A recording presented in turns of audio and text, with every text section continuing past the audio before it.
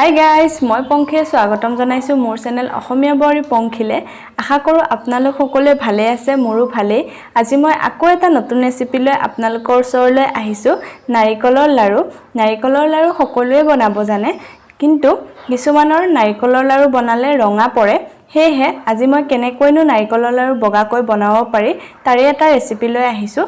যদি মোৰ ভিডিঅ'সমূহ চাই আপোনালোকে ভাল পায়, প্লিজ মোৰ চেনেলটো ছাবস্ক্ৰাইব কৰিব, লাইক কৰিব আৰু শ্বেয়াৰ কৰিবলৈ একেবাৰে নাপাহৰিব। আহকচোন ভিডিঅ'টো আৰম্ভ কৰোঁ। মই ডাঙৰ সাইজৰ এটা নাৰিকল লৈছোঁ। তাৰ পাছতে মই নাৰিকলটো ৰুকি ল'লোঁ। 2 খিলা তেজপাত ব্যৱহাৰ কৰিছোঁ, কেইটামান ইলাইচি। নাৰিকলৰ লাড়ুত ইলাইচি আৰু তেজপাত দিলে ধুনীয়া এটা গোন্ধ ওলায়। এতিয়া মই কেৰাহীটো গেছত পাতি দিছোঁ আৰু 1 কাপ পানীৰ ব্যৱহাৰ কৰিছোঁ আৰু 1 কাপ চেনিৰ ব্যৱহাৰ কৰিছোঁ। যিহেতু মই নাৰিকল এটা লৈছোঁ, সেইকাৰণে মই চেনিৰ পৰিমাণো 1 কাপেই দিছোঁ। আপোনালোকে যদি বেছিকৈ চেনি খায় তেতিয়াহ'লে চেনিৰ পৰিমাণটো বেছি কৰি ল'ব। তাৰ পাছতে মই খুন্দি লোৱা ইলাইচি কেইটা দি দিছোঁ। তেজপাত কেইটাও মই এতিয়া দি দিছোঁ। এইখিনি 5ৰ পৰা 6 মিনিট বইল কৰাৰ পাছত এয়া আমাৰ চুগাৰ চিৰাপখিনি হৈ গৈছে। এয়া চাওক, এনেকৈ তাৰৰ নিচিনা হ'ব লাগিব।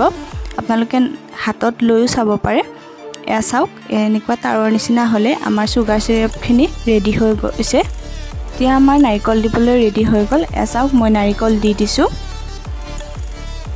এতিয়া কিন্তু গেছৰ ফ্লেমটো একেবাৰে ল' কৰি ৰাখিব, নহ'লে জ্বলি যাব। এনেকৈ 5ৰ পৰা 6 মিনিট মই লৰাই ল'ম। এয়া চাওক, মই লৰাই লৈছোঁ ধুনীয়াকৈ। 6 মিনিট ভজা হোৱাৰ পাছত এইখিনি এনেকুৱা হৈছে। অকণমান পানী আছে, চিন্তা কৰিব নালাগে, আৰু অলপ সময় ভাজিলে হৈ যাব। এয়া চাওক, আমাৰ লাড়ু বনাবলৈ ৰেডি হৈ গৈছে, পানী একেবাৰে নাই। এতিয়া মই এইখিনি নমাই ল'লোঁ।